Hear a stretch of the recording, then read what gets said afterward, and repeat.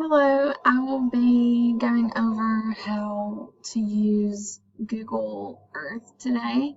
So first, all you have to do is go to Google and search Google Earth, or you can type in google.com/earth/, and we're going to click Launch Earth. We're going to wait for that to load.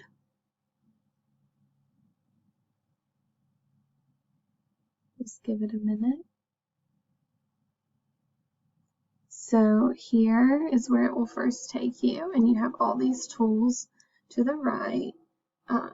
This will reset your view. This is a 3D option. This will allow you to go into Street View, and you can fly to your location. So let's click it. We're going to allow it to see our location. So here we are in Clemson, South Carolina. So this is clearly before my housing was built. So you can also search locations. So say we want to go to, where do we want to go? Let's go to the Eiffel Tower. And now it's going to fly us over to France. So here we are, and we can see it there.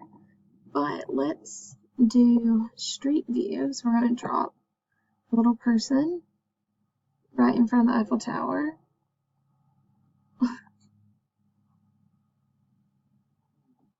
So now we can look all around. You can drag, you can walk down the street. Let's try to rotate back and find where the Eiffel Tower is. Sometimes you can get a little bit lost. Look, there it is. You can look up. I think this Google Earth is a great tool to use with your children to help them see the world from their own desk, from your home. This is such a fun tool. Roll the dice and it will take you to a new place. I think this would be a great tool to use for your children to show them the world, and I think it's interesting, and I hope you enjoy using this as much as I do. You can change your map style. No borders, labels. This is where we're at. You can have everything labeled, or you can do custom.